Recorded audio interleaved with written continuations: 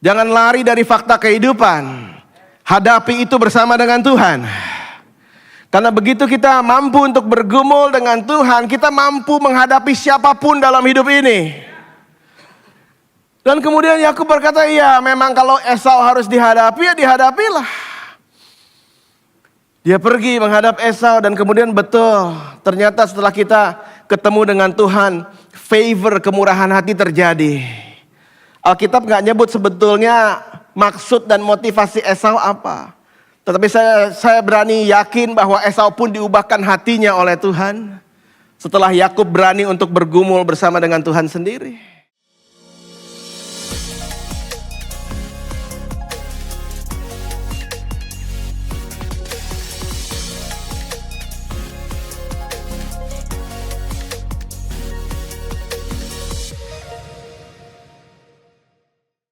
Dan hari ini sepanjang bulan ini saya banyak ngomong tentang the fire and the altar, tentang membangun mezbah, tentang membangun korban, persembahan kepada Tuhan, tentang bagaimana menyusun batu, bagaimana ada kayunya, dan yang penting ada korban di atasnya, dan tentu saja ada apinya. Dan ini saya senang tema ini karena punya begitu banyak dimensi yang bisa kita ngomongin. Kita bisa ngomong tentang surrender yang tadi kita bilang, yang tadi kita dengar, surrender tentang penyerahan. Kita bisa ngomong tentang generosity, kita bisa ngomong tentang bagaimana cara menyusun kehidupan, menata ulang, dan kemudian kita bisa ngomong tentang ketulusan, ada banyak sekali.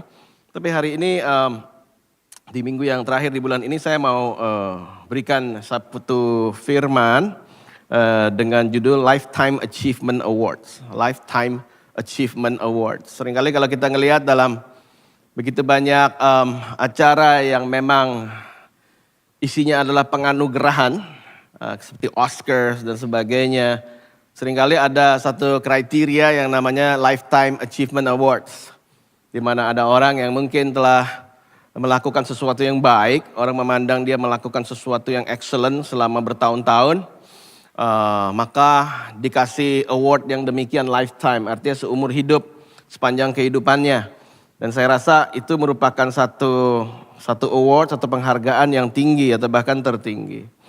Nah, dalam kehidupan manusia, dalam kehidupan Anda dan saya, seringkali kita belajar dari firman Tuhan bahwa Tuhan juga memberikan kepada kita hadiah atau award atau penghargaan setelah orang melewati musim demi musim bersama dengan Tuhan.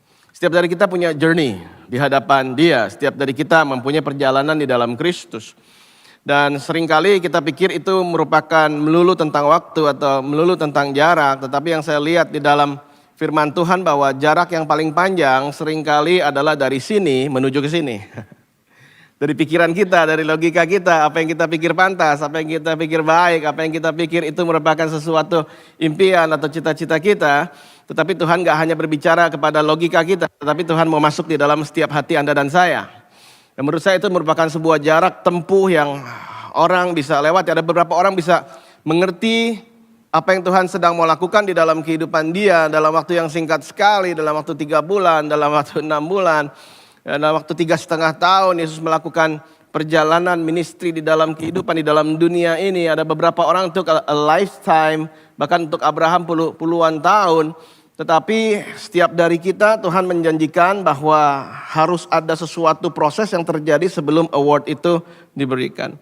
Nah, kalau di sini saya hari ini mau bukannya mengajar, tapi saya hari ini sebetulnya pengen melakukan sebuah bibliografi tentang satu orang, tentang pembahasan sebuah karakter, sehingga ayatnya kan panjang sekali. Jadi hari ini saya nggak ada waktu, nggak mungkin bisa baca semua ayatnya. Jadi for the disclaimer, kalau Anda mau betul-betul mengerti teks dan konteks dari apa yang saya bicarakan hari ini, saya mohon nanti di rumah baca Kejadian 28 sampai Kejadian 35. Baru Anda mengerti, karena saya mau membahas mungkin sebagian besar dari kehidupan satu orang namanya Yakub. Tapi kemudian tadi malam saya berpikir nggak mungkin saya baca ayat semua ini, nggak mungkin. Kemudian kalau saya pilah yang mana yang saya pilah, sehingga dibanding pilahnya terlalu pusing, saya akan ambil 2 ayat saja gitulah. Dari kehidupan Yakub yang begitu panjang. Jadi kalau kita menyadari bahwa Yakub ini kan dia mengambil hak kesulungan daripada kakaknya sendiri, Esau.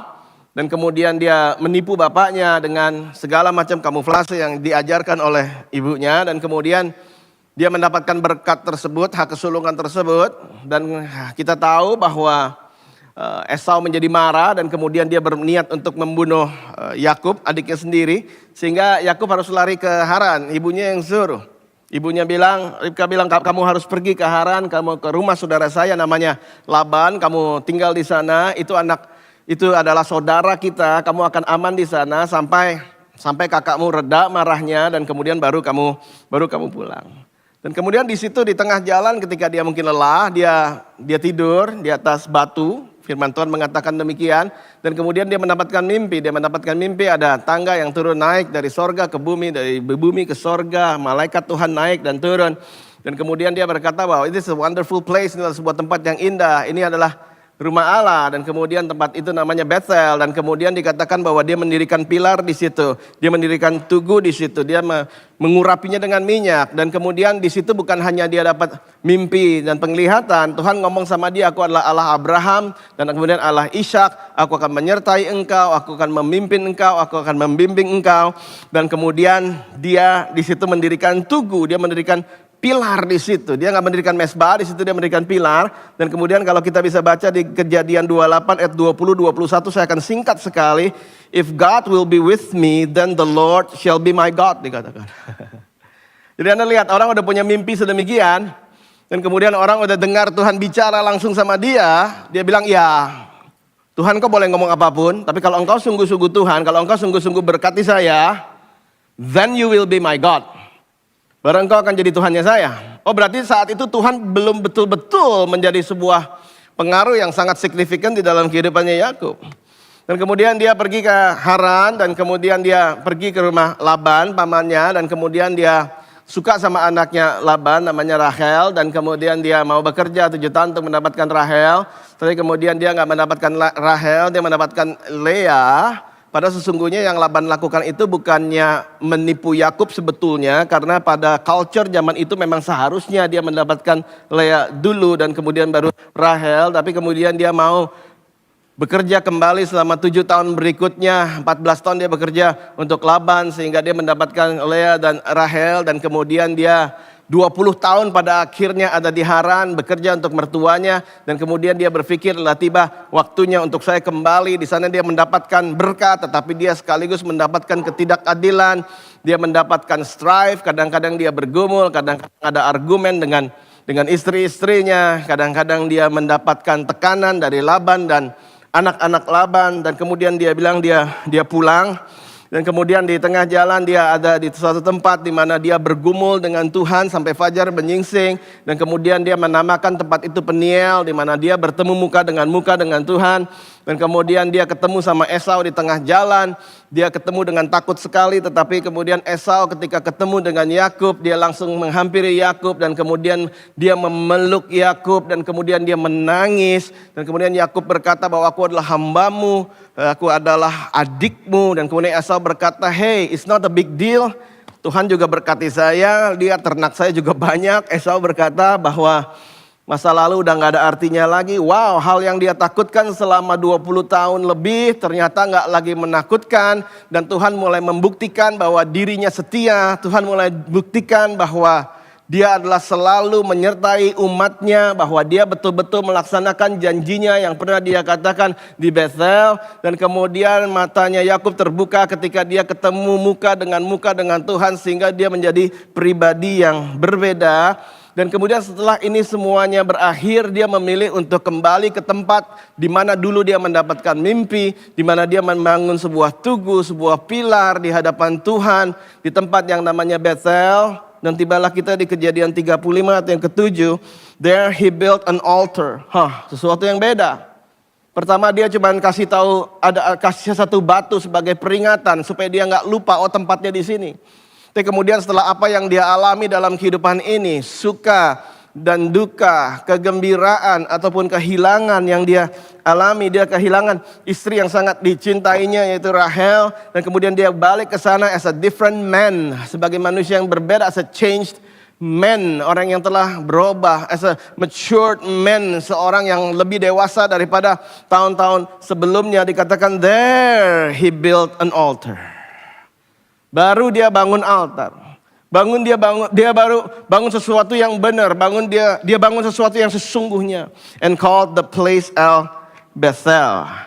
Dan saya berdoa biar hari ini setiap dari kita nggak takut untuk menjalani kehidupan ini, karena Allah yang sama yang menyertai Abraham, Ishak dan Yakub hari ini hidup di dalam Anda dan saya. Katakan kiri kanan jangan takut, katakan itu saudara, jangan takut, jangan takut. Cerita kehidupan sedikit ya saudara. Jadi hari ini istri saya juga hadir di sini dan 3 anak saya lagi ada di Indonesia. Jadi I'm a happy man, cewek orang yang sangat gembira. Karena kalau anak-anak udah keluar dari rumah itu sulit sekali untuk ngumpul. Untuk ngumpul menjadi sangat mahal sekali. Tapi untuk beberapa bulan ke depan, Ben anak saya yang ketiga yang masih kuliah, dia liburannya panjang, puji Tuhan. Puji Tuhan kalau sekolah Alkitab tuh liburannya panjang-panjang. Puji Tuhan sekali dari Mei sampai Agustus. It's like... Tapi Juli ini kami sedang mempersiapkan anak kami yang pertama akan menikah di Juli ini. Jadi saya berdoa semuanya lancar. Kalau di sini untuk orang tua, kalau anak menikah, Anda harus minta satu gifting dari Tuhan, yaitu karunia untuk diam. Untuk diam. Dari orang yang biasa organize ini itu sangat sulit untuk diam. Tetapi kalau untuk urusan anak-anak lagi menikah, bukan hanya silent is golden, tapi kadang silent is diamond. Biar dia lakukan apa yang dia pandang baik. Biar Tuhan memberikan hikmat kepada mereka. Shikarabaraba. Ya saya berdoa supaya semuanya lancar. Dan saya juga berdoa kehidupan Anda semuanya dalam keadaan baik. Nah, kalau kita lihat bahwa ada 2 episode yang umum, ada 2 dimensi, ada 2 paradoks dalam kehidupan Yakub ketika dia pergi, dia dalam keadaan di mana dia tidak dalam damai sejahtera, dia dalam keadaan di mana dia merasa bahwa dia dikejar-kejar. Dia pergi dalam keadaan penuh dengan condemnation, penuh dengan penuduhan, dia pergi dengan kekalutan, dia pergi dengan tanpa kepastian bahwa dia akan ketemu lagi dengan ayahnya dan ibunya. Dan dia pergi karena dia mau pergi dengan cepat-cepat, maka dia membawa barang atau makanan mungkin seadanya. Dikatakan bahwa dia pergi dan kemudian dia bermalam di Bethel. Bethel tuh jauh loh. Kalau kita perhatikan, kalau misalnya Ishak dia bermukim sekitar Beersheba, kalau Anda hafal peta Alkitab, dari Beersheba ke Bethel tuh jauh. Saya nggak tahu dia bisa nggak berhenti, mungkin berhari-hari. It's caused by fear. Takut itu bisa bikin orang gak berhenti-berhenti lari dari realita, lari dari kenyataan. Jadi the first altar. Padahal dia membangun, firman Tuhan gak menyebutkan altar, dia menyebutkan sebagai pillar. Dikatakan dalam bahasa Inggris pillar, cuma batu biasa. The first altar, first pillar was built in fear. Tetapi seenggaknya dia bangun pillar. Tetapi seenggaknya dia bangun sesuatu untuk memperingati apa yang Tuhan sudah ngomongin dalam kehidupan dia. Jadi saya nggak tahu apa yang sedang terjadi dalam hidupmu. Mungkin hidupmu saat ini nggak ideal. Mungkin dalam hidup ini ada sesuatu yang Anda fearful, yang Anda sedang takutkan, yang Anda sedang khawatirkan, yang Anda sedang gumuli. Ada raksasa di depan Anda, ada gunung di depan Anda. Mungkin it's very hard. Karena kalau bangun altar itu harus ada sacrifice, harus ada binatang yang dikorbankan. Dan kemudian Anda sekarang berkata bahwa saya nggak tahu lagi apa yang harus dikorbankan. I think I sacrifice everything. Mungkin saya banyak kehilangan sesuatu dalam kehidupan saya. Saya telah kehilangan waktu, saya kehilangan segala hal yang mungkin yang saya miliki. Saya mungkin kehilangan relationship, saya kehilangan my confidence. I don't know what else. Kalau Tuhan minta saya sacrifice sesuatu, saya udah nggak ada lagi yang saya bisa berikan. Itu Jacob. Dia nggak punya apapun saat itu yang bisa dia sacrifice. Karena itu dia bangun pillar. Tapi hari ini kalau Anda di sini Anda berkata bahwa I'm fearful, saya takut, saya nggak yakin akan masa depan. Build a pillar anyway. Meskipun itu belum jadi altar, tetap bangun sesuatu untuk Tuhan. Tetap tuang minyak di situ, tetap consecrate it, tetap sucikan itu, tetap kuduskan itu, tetap peringati hubungan Anda bersama dengan Tuhan. Tetap berdoa, tetap worship, tetap menyembah, tetap datang ke gereja, tetap datang ke iCare. Jangan izinkan Anda pergi terisolasi dari kumpulan umat Tuhan. Keep on building pillar. Meskipun di tengah ketakutan, meskipun di tengah drama, meskipun di tengah lack, meskipun di tengah segala hal yang tidak menentu, di tengah segala kekurangan, tetap kita memilih untuk mendirikan tugu bagi Tuhan. Kalau belum bisa bangun mesbah, ya bangun tugu aja, nggak apa-apa. Nggak apa-apa. Ketika Yakub dia bangun tugu, ketika dia mau pergi Tuhan nggak jewer dia. Wait, it's not complete, nggak gitu. Saya berdoa hari ini, biar Roh Kudus di musim Pentakosta ini menuntun kita. Karena firman Tuhan dengan jelas berkata bahwa Roh Allah tidak memberikan kepada kita ketakutan, tetapi kasih, kekuatan, dan pikiran yang jernih in Jesus name. Kalau Anda takut, justru di situ adalah momen yang paling tepat untuk bangun pilar di hadapan Tuhan. Katakan kiri kanan, fear not. Katakan itu saudara, fear not, fear not. Tapi di tengah segala macam ketakutan itu dia masih punya harapan. Kenapa saya tahu dia masih punya harapan? Karena dia terus lari ke Haran. Dia bisa saja nggak mengikuti pesan mamanya, dia bisa saja ke Mesir, dia bisa saja ke mana. Dia bisa pergi ke tempat di mana sebetulnya keluarga mereka punya segala sesuatu namanya Ur Kasdim. Dia bisa saja ke sana dan bilang, hey saya relatif daripada Abraham, do you still remember Abraham, Terah dan sebagainya. Mungkin dia bisa mendapat sebuah kesempatan yang lebih baik, as a bigger civilization, sebuah kebudayaan yang lebih megah, sebuah kebudayaan yang lebih maju. Tapi dia pergi ke Haran. So the first altar was built in fantasy. Fantasi bahwa dia akan disambut dengan baik oleh pamannya, fantasi bahwa dia akan diterima sebagai kerabat dekat. Fantasi bahwa dia akan dirawat, fantasi bahwa dia akan dilindungi, fantasi bahwa dia akan dapat keadilan, fantasi bahwa dia akan menjadi seseorang, fantasi bahwa dia akan bisa membuktikan diri, fantasi bahwa dia mungkin akan membuat tentara yang kuat supaya nanti barangkali nanti Esau mau mengejar dia bisa mempunyai sebuah defense mechanism yang cukup baik sehingga dia bisa melindungi diri dia dan keluarganya. Fantasi bahwa nantinya keluarganya akan rukun, semuanya akan beres, semuanya akan baik. Fantasi bahwa dia nggak perlu terlalu kerja keras karena dia ikut dengan pamannya, sebuah fantasi. Menurut saya, lebih baik punya mimpi daripada nggak punya mimpi. Ya udah, kalau setiap dari kita sama sekali nggak jelas apa di depan kita. Kita nggak tahu apa yang akan terjadi. Dan kita hanya bisa berangan-angan. Tetapi bangunlah pilar waktu Anda juga menuliskan angan-angan tersebut. Karena saya yakin ketika segala macam angan-angan kita serahkan kepada Tuhan. Tuhan akan kejutkan dengan kebaikan Dia di dalam kehidupan Anda dan saya.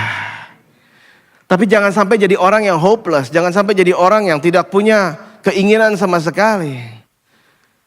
Menurut saya adil banget buat Yakub untuk berpikir mungkin demikian. Kenapa? Ya karena dia nggak tahu apa yang akan terjadi di Haran.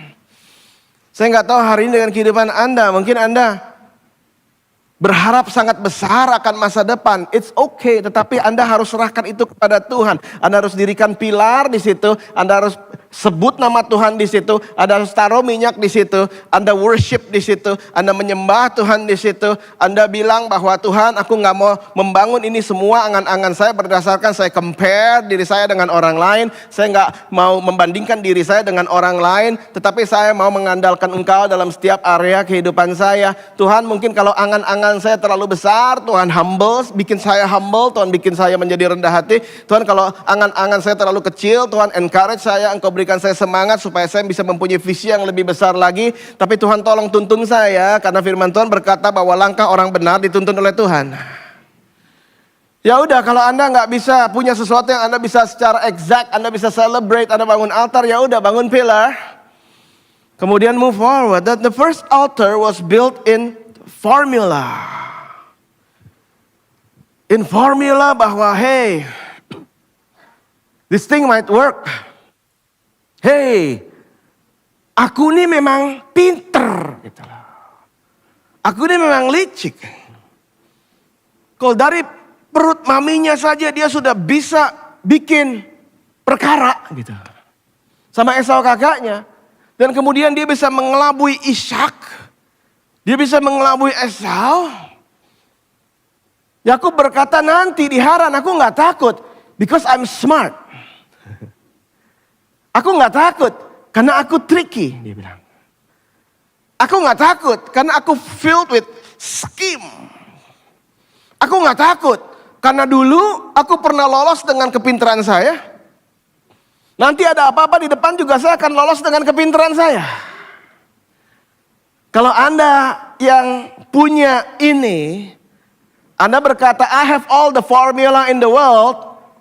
Anda mungkin belum bisa bangun altar, Anda harus bangun pilar. Bilang-bilang Tuhan, bahwa ya Tuhan, mulai saat ini ajar saya.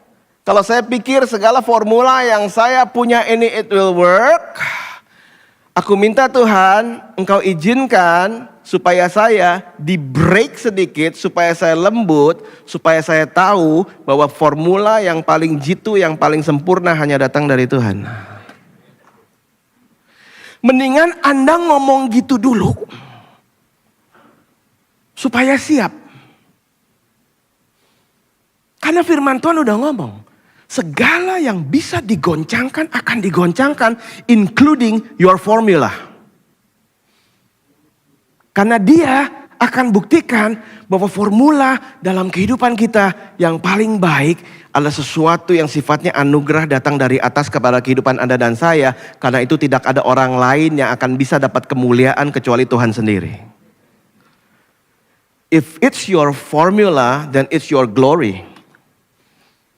Tapi kalau itu dari Tuhan, hanya Tuhan yang dapat segala kemuliaan.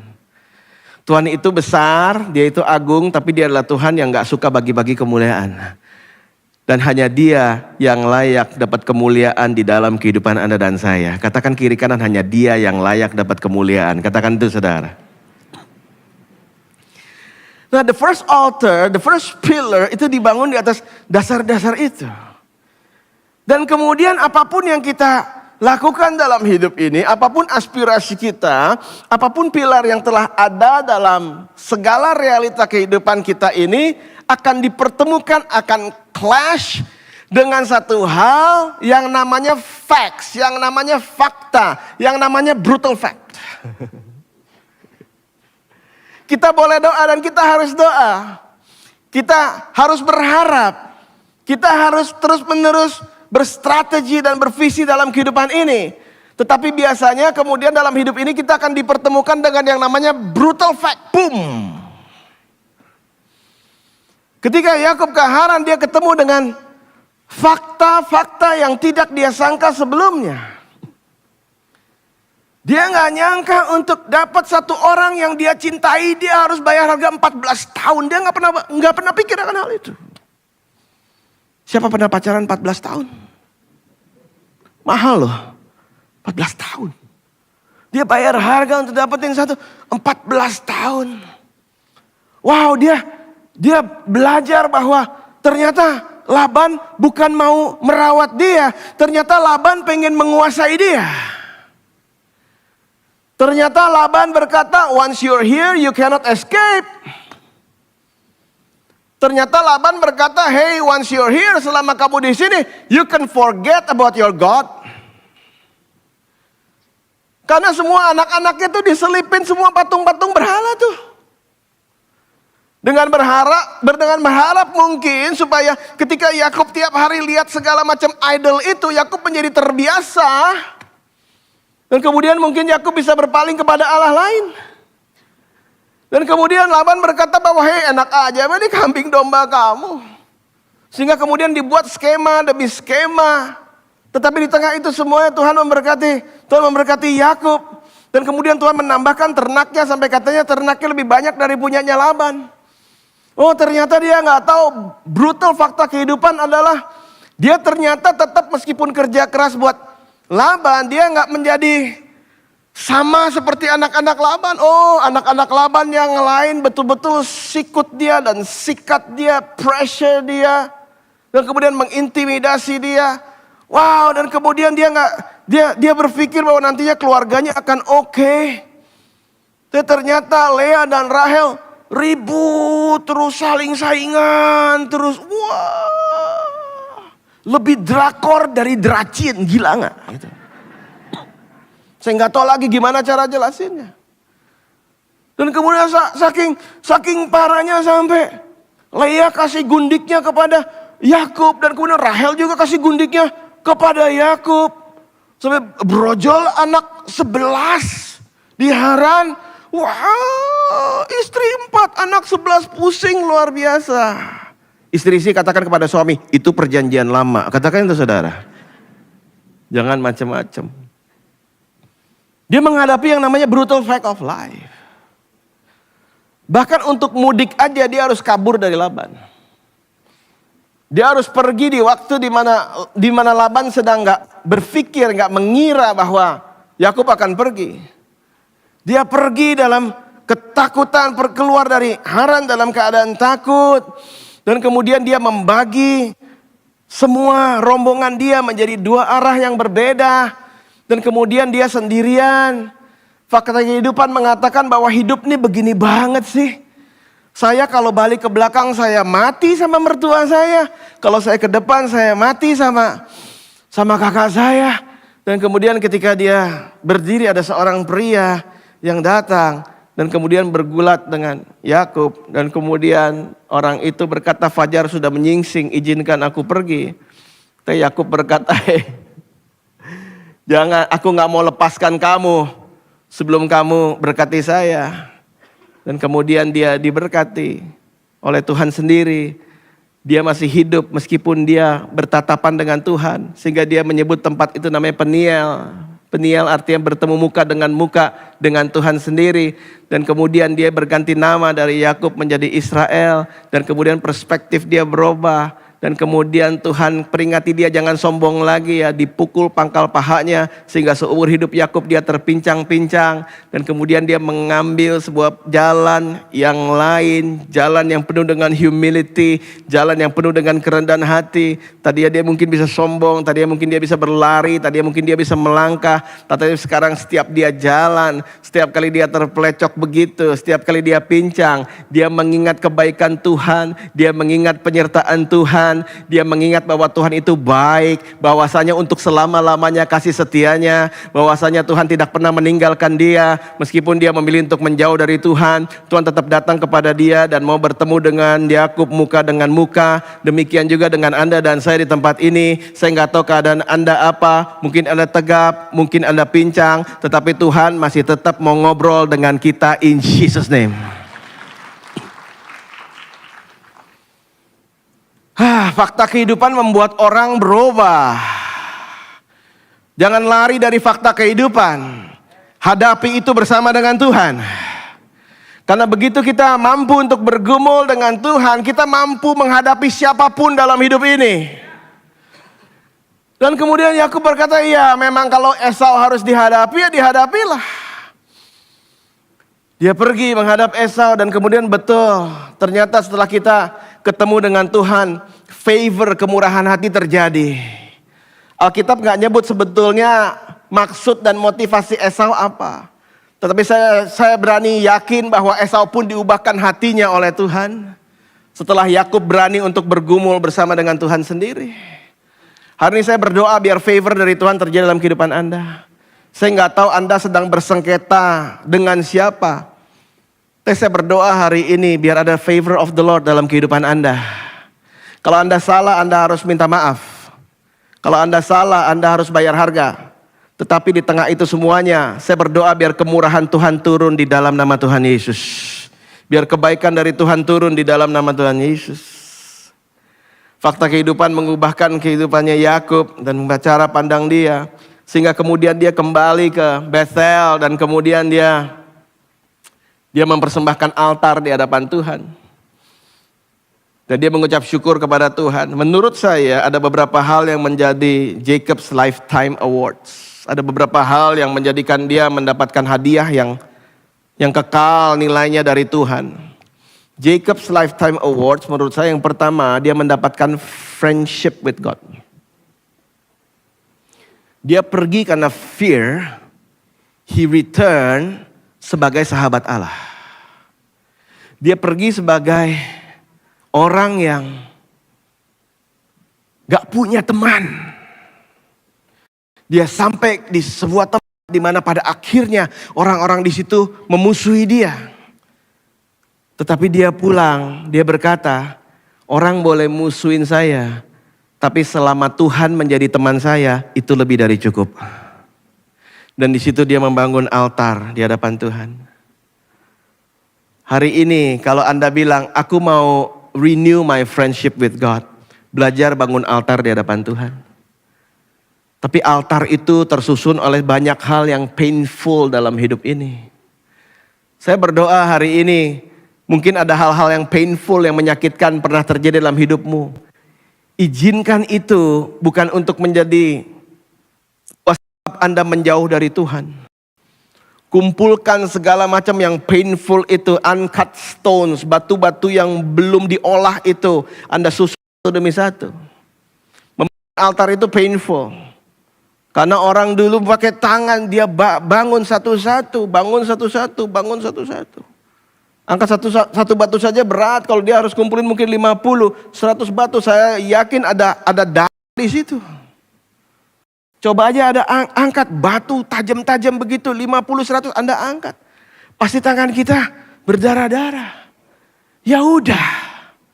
Kalau Anda lagi bleeding, Anda lagi bleeding mentally, Anda lagi bleeding financially, ya udah.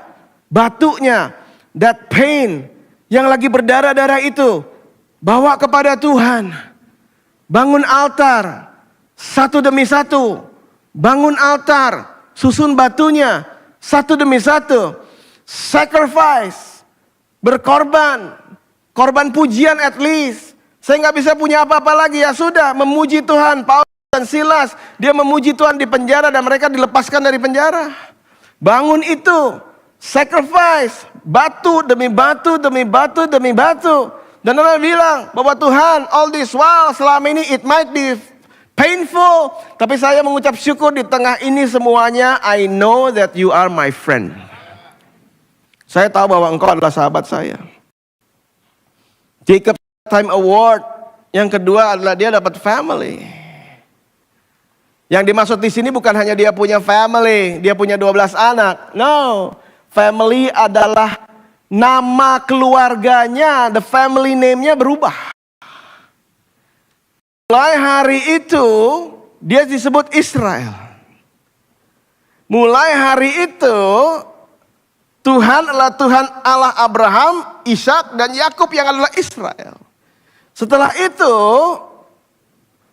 itu dia akan mempunyai begitu banyak keturunan dan kemudian keluar dari Mesir, mereka disebut sebagai anak-anak Israel. Sampai hari ini namanya ada, dia punya family, dia punya sesuatu yang besar, dia berganti namanya, dia berganti sifatnya. Jacob's Lifetime Award adalah dia punya faith sekarang. Karena di awal dia ngomong sama Tuhan itu transactional. Dia bilang kalau kamu berkati saya, maka kamu akan menjadi Tuhan saya. Di Bethel, dia mempersembahkan korban kepada Tuhan dan dia gak ngomong apa-apa. Karena menurut dia, friendship with God is more than enough. Dia gak perlu ngomong apa-apa. Sometimes, penyembahan yang paling baik adalah ketika kita ada di hadapan Tuhan dan kita tanpa tuntut apapun dan berkata, you are more than enough in my life. Tuhan, ada banyak hal belum beres, tapi saya dalam posisi tidak bisa menuntut apapun karena sampai hari ini Tuhan menyertai kehidupan saya. Kita harus belajar bikin altar yang namanya altar tanpa tuntutan. Dan Yakub dia berubah dari cuma bangun pilar menjadi bangun altar. Setahap demi setahap, sedikit demi sedikit dia mulai berubah dan dia kehilangan yang namanya manusia lama dan kemudian dia ketemu dengan manusia yang baru. Saya berdoa hari ini dalam perjalanan hidup kita bersama dengan Tuhan, kita makin lama makin kehilangan manusia yang lama dan kita menemukan manusia yang baru yang semakin hari semakin serupa dengan Kristus, in Jesus name. Altar yang sesungguhnya bukan karena aktiviti kita, altar yang sesungguhnya karena hati kita berubah makin hari makin mature, makin hari makin menuju kepada kesempurnaannya Kristus. Itu adalah altar yang sesungguhnya. Jadi kalau saya ngelihat di sini dalam perjalanan Yakub mungkin sama dengan kehidupan kita. Jacob first used stones to support his head, later used stones to surrender his heart. Sebelumnya dia memakai batu hanya untuk menaruh kepala dia. Yang pertama dia memakai batu untuk menaruh logika dia. Yang pertama dia memakai batu hanya mungkin untuk rest. Tetapi dia sekarang memakai batu-batu untuk menyerahkan hidup dia kepada Tuhan. Saya undang keyboardis untuk bisa maju ke depan. Hari ini saya mau ada beberapa pertanyaan reflektif yang ingin saya berikan kepada kita minggu ini yang mungkin kita bisa renungkan bersama-sama di dalam rumah kita masing-masing atau di dalam iCare. Yakub mengalami kehidupan yang berubah, dia menjadi manusia yang berbeda. Dan saya senang karena di situ dia memanggil tempat itu bukan hanya Bethel, seperti Abraham namakan Bethel, tetapi dia menamakan El Bethel. El itu Tuhan, Elohim Tuhan. Dan kemudian Beth itu bait, rumah, dan kemudian Tuhan. Jadi bayangkan dia menjadi manusia yang sangat berbeda. Bukan hanya ini merupakan rumahnya Tuhan, tempat di mana saya mendapatkan berkat. Tapi Yakub berkata, selama saya diapit oleh Tuhan, selama saya dikelilingi oleh Tuhan, selama rumah tangga saya dikelilingi oleh hadiratnya, itu lebih dari cukup. El Beth El. Sehingga hari ini mari sama-sama kita ada beberapa pertanyaan reflektif yang bisa kita tanyakan kepada diri kita. Sama-sama kita katakan yuk, hello church, 1, 2, 3, hello church. Ya, pertanyaan saya yang pertama. Am I running away from God or returning to Him? Nanti di rumah Anda bisa pertanyakan ini untuk kehidupan kita masing-masing. Atau Anda bisa jadikan bahan diskusi di iCare. Am I running away from God or returning to Him?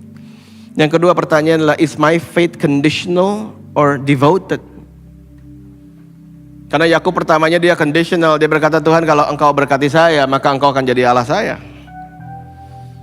Tapi di Bethel, yang kedua kalinya ketika dia bangun altar, ketika dia bangun mezbah, dia bilang, Tuhan, dia gak perlu ngomong apa-apa.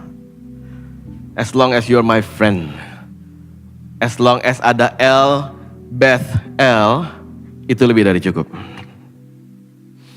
Yang ketiga adalah what stone in my life needs to become an altar. Apa batu yang tadinya Anda anggap ini pengalaman yang sangat buruk, ini pengalaman yang tidak berguna, ini pengalaman yang menyengsarakan, ini pengalaman yang mendukakan, ini pengalaman yang betul-betul menyesakkan, justru taruh itu di hadapan Tuhan bisa jadi altar. Sehingga justru di situ lewat kejadian yang baik dan lewat kejadian yang buruk, biar nama Tuhan dipermuliakan dalam setiap kehidupan Anda dan saya. Dan saya berdoa hari ini, kalau Anda belum bisa bangun altar, ya sudah, bangun tugu peringatan. Tapi kalau Anda mau bangun altar, itu adalah sesuatu yang terbaik yang kita bisa berikan kepada Tuhan lewat segala pengalaman kita di dalam hidup ini, selama Tuhan ada bersama-sama dengan kita. Sama-sama kita bangkit berdiri. Terima kasih Tuhan, Engkau baik, Engkau luar biasa dalam setiap kehidupan kami. Engkau mulia, Engkau agung. Terima kasih Tuhan. Thank you Lord Jesus. Bapak surga, aku berdoa ya Bapak hari ini untuk semua jemaat Tuhan tempat ini yang hadir, yang mungkin punya beban, mungkin punya pergumulan, mungkin ada sakit penyakit, mungkin ada urusan financial yang belum beres. Aku berdoa saat ini Tuhan, yang datang sakit pulang sembuh di dalam nama Yesus, yang datang dengan beban berat pulang bawa kelegaan. Dan hari ya Bapa kami berdoa Tuhan, biar Engkau sendiri Tuhan yang membuka jalan untuk kami semuanya yang butuh untuk mendapatkan favor dari Tuhan, kemurahan dari Tuhan. Biar setiap orang di tempat ini hari ini ya Bapa, dalam setiap area kehidupan kami sedang membangun sesuatu yang ilahi, kami sedang membangun sesuatu yang spiritual, supaya nama Tuhan dipermuliakan dalam setiap kehidupan kami. Terima kasih Tuhan. Biar tim Praise and Worship bisa menyanyikan satu lagu sebelum kita berdoa dan menutup ibadah hari ini. Thank you Lord. Takkan pernah ku bawa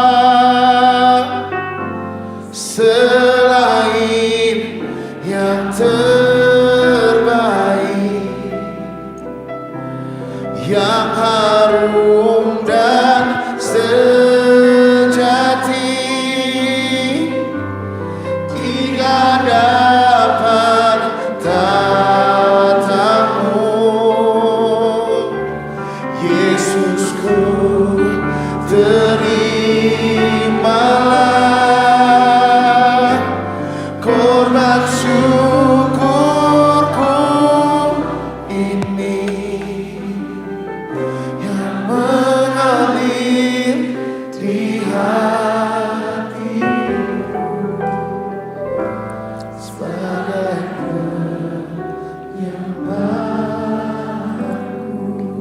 Hari ini untuk Anda, saya cuma ada satu poin doa. Untuk Anda berkata, ya fakta kehidupan saya sekarang lagi tidak baik-baik saja. Kalau itu Anda bisa angkat tangan Anda, kita mau berdoa bersama-sama sebagai korporat, kita mau berdoa bersama-sama sebagai gereja. It's okay. It's okay.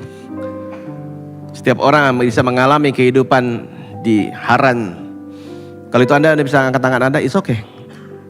Jangan pusingin kiri kanan Anda karena mereka lagi pusingin diri mereka sendiri.